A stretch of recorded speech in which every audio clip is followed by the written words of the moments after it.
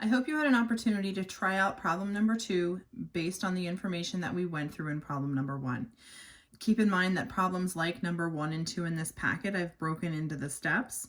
These are steps that you can follow with absolutely any problem that I ask you to solve, but remember, when it comes to a test or quiz, I'm not going to give you the steps in quite the way I have here. So one of the things that I have done to help get me started is I've started to build a table for the information that I'm going to need to help me solve this particular problem. Now, if we look at the information in the problem, there's a lot of information there. First, I'm told that iron 3 chloride, I'm given its molar mass. I'm told that it undergoes a reaction with ammonium hydroxide.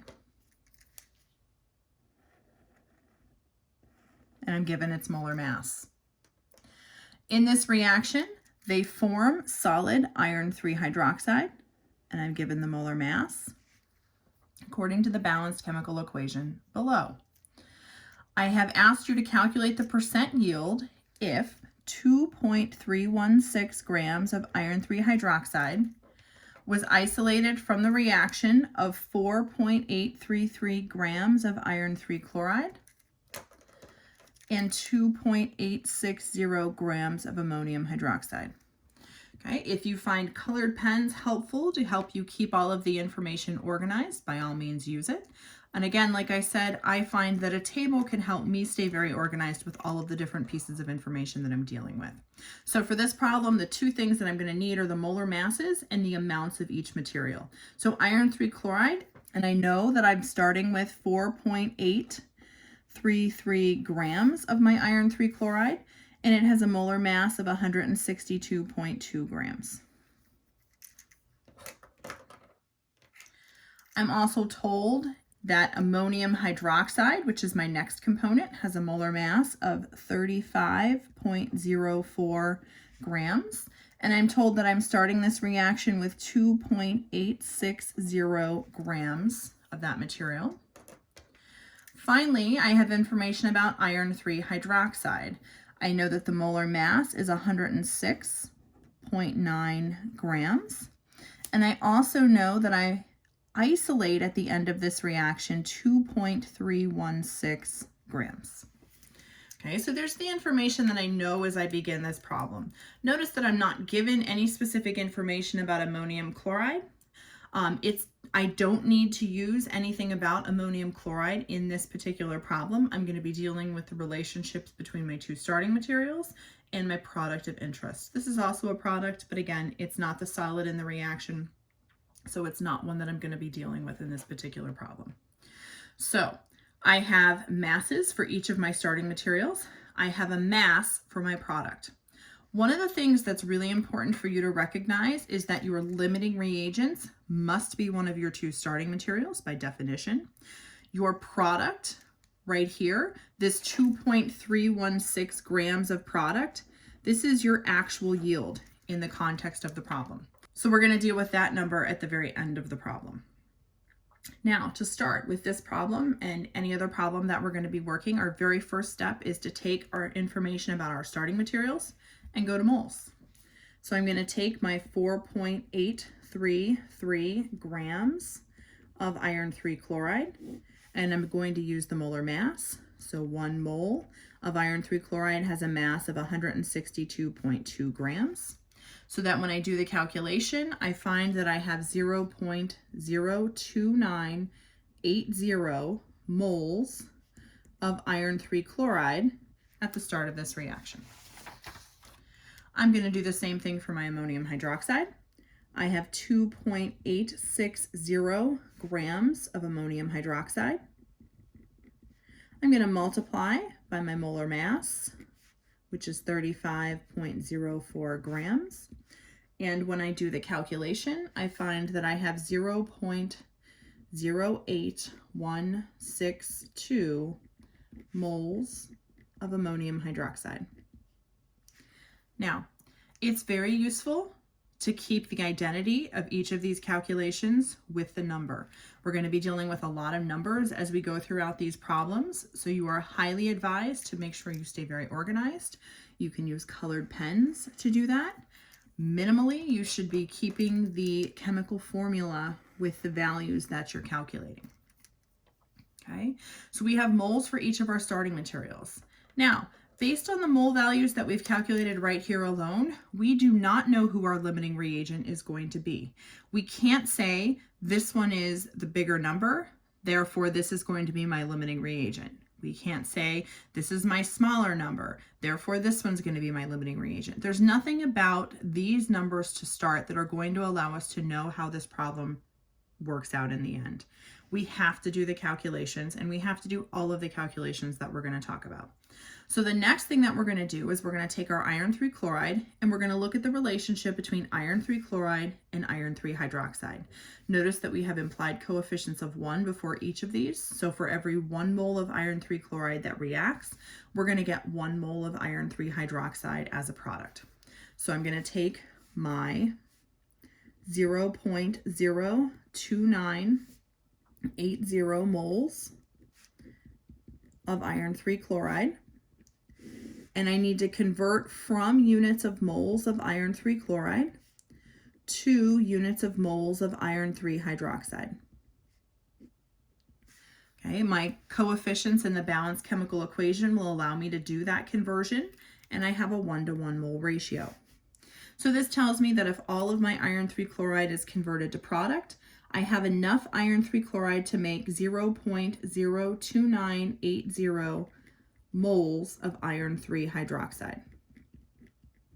Okay, so that's my first potential outcome of this reaction. This number doesn't mean anything until I have also looked at what happens with the ammonium hydroxide as it relates to iron 3 hydroxide. So now what I'm going to do is I'm going to do my second calculation. I'm going to take my 0.08162 moles of ammonium hydroxide,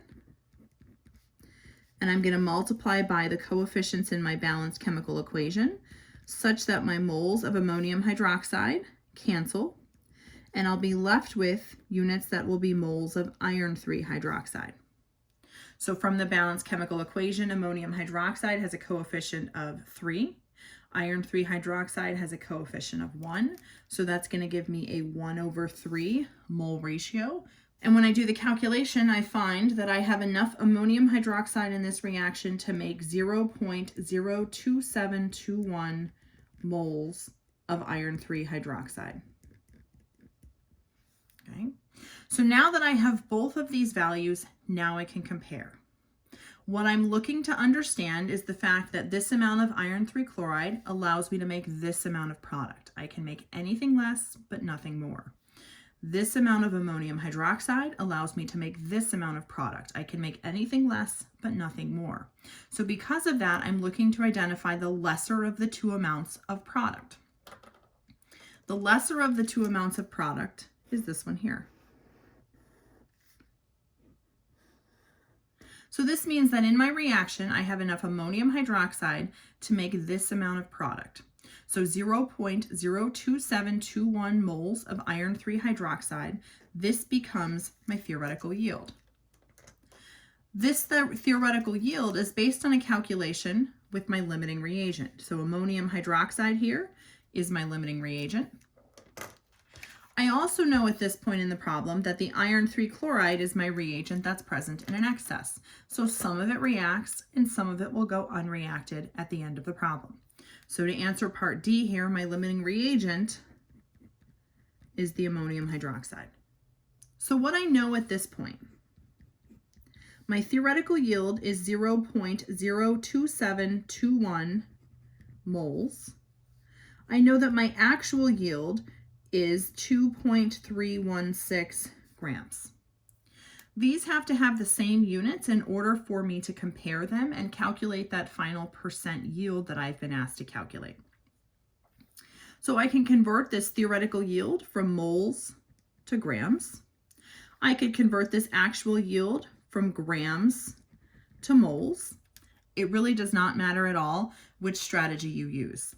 For me, I tend to convert my theoretical yield from moles to grams, and that has a practical application because if I know the target mass of my final product, as soon as I weigh my final product on the balance at the end of the reaction, I have a little bit of an idea as to how successful my reaction was right away rather than having to go back and do a calculation before I really get that sense. Okay, so this is how I'll work the problem, but you could also go from grams to moles and you should get approximately the same answer. So I'm going to take my 0.02721 moles of iron 3 hydroxide and I'm going to convert it to grams.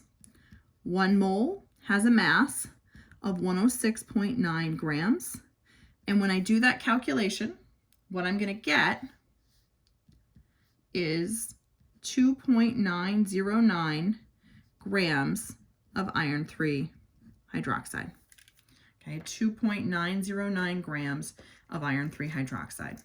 So this value here was my theoretical yield. All I did was convert it to grams. So this value here is my theoretical yield in units of grams. So now that I know my theoretical yield in grams, I also know my actual yield in grams. Now I can do the calculation of the percent yield. So my percent yield is going to be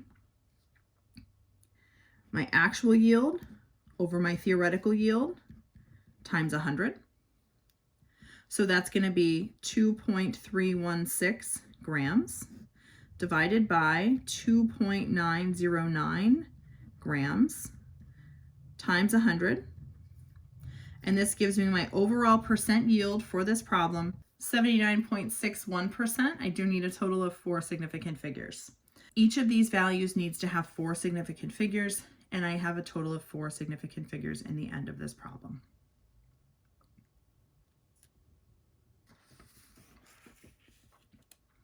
So as an alternative to this strategy that we used right here, let me also solve the problem by taking my actual yield to moles. So if I take my actual yield of 2.316 grams of iron 3 hydroxide, I can convert that to moles.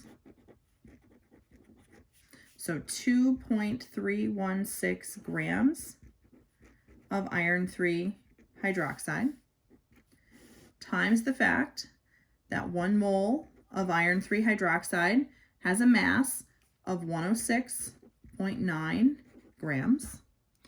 When you do that calculation, you should come up with 0.02167 moles of iron 3 hydroxide.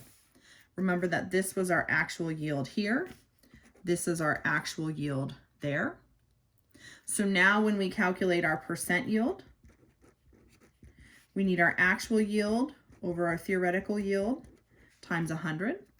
So that's going to be our actual yield of 0.02167 moles divided by our theoretical yield, which was calculated right here in step C for our problem. So our theoretical yield of 0.02721 moles times 100. And if you do that calculation, you also get a percent yield of 79.61%. Okay, so again, it doesn't matter whether you convert your actual yield to moles or whether you convert your theoretical yield to grams. As long as you end up with your theoretical yield and your actual yield with the same units, you can calculate your percent yield. We did it 2 ways here. You could solve it either way and earn full credit.